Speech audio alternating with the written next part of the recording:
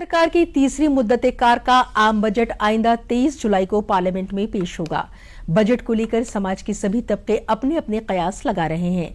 अलीगढ़ में ख्वातीन को बाइख्तियार बनाने को लेकर जिले की ख्वातीन को सरकार से बहुत उम्मीदें हैं। उनका मुतालबा है कि सरकार टैक्स में रियायत दे, किचन में इस्तेमाल होने वाले सामान की कीमतों को कम होना चाहिए। मोदी सरकार ख्वातीन के फरोग के लिए कई प्रोग्राम चला रही है, लेकिन बहुत सी ख्वातीन हैं जो घरेलू जिम्मेदारियों की वजह से बाहर जाकर काम नहीं कर सकती। उनके लिए भी खास स्कीमों की जरूरत है। सरकार महिलाओं के उत्थान के लिए बहुत सारे कार्यक्रम ला चुकी है, पर फिर भी मेरी जो उपेक्षा है वो यही है कि बहुत सारी महिलाएं हैं जो अपनी जिम्मेवारियों के चलते घर के बाहर जाके कार्य नहीं कर पाती हैं, उनकी बच्चों की, उनके परिवार की जिम्मेवारियों का।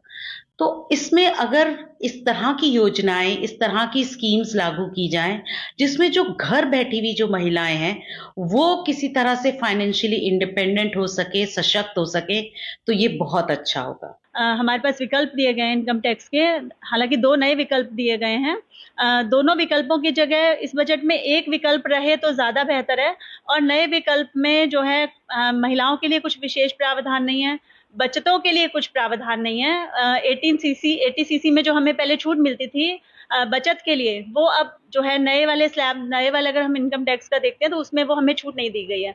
तो चाहे हमें होम लोन का इंटरेस्ट हो, उसके ऊपर जो छूट होती थी वो भी अब नए स्लैब में नहीं है, नए विकल्प में हमें मौजूदा विकल्प में नहीं है। तो महिलाओं के लिए तो विशेष तौर पर नए बजट में कुछ इस तरीके के विकल्प दिए जाने चाहिए कि उनको इनकम टैक्स में रियायतें मिल सके। मोदी सरकार के कार्यकाल का तीसरा बजट पेश होगा।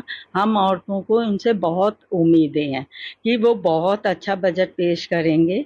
और हम उनको डीजल और पेट्रोल के रेट बहुत हो गए हैं, उसमें जीएसटी लगनी चाहिए जिससे डीजल और पेट्रोल के दाम कम हो। और जो सब्जियां, गैस सिलेंडर सब इतने महंगे हो गए हैं, हम औरतों को सेविंग बिल्कुल नहीं हो पा रही है। अगर वो ये सब चीज़ें कम होंगी, हमको बहुत उम्मीद है मोदी सरकार का बजट 23 जुलाई को पेश हो रहा है कि वो बहुत कुछ हम औरतों के लिए करेंगे, औरतों को रोजगार मिलेगा। सरकार वैसे तो महिलाओं को सशक्त करने के लिए बहुत कुछ कर रही है, बट मेरा मानना ये है कि कुछ चीज़ें और हों तो शायद ज़्यादा हेल्पफुल होगा, ज़्यादा सहायता मिलेगी।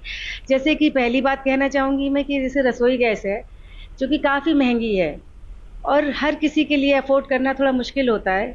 बहुत से लोग अभी भी हैं कि जिनके घर में चूल्हे जल रहे हैं, नहीं वो उतना भी नहीं कर पाते कि सिलेंडर गवर्नमेंट ने बहुत फ्री दिए, बट उसके बाद भी अभी बहुत सारे परिवार ऐसे हैं, सैकड़ों परिवार, हजारों मिल जाएंगे आपको ऐसे, जो इस चीज़ को भी लेके सफ़र कर रहे हैं।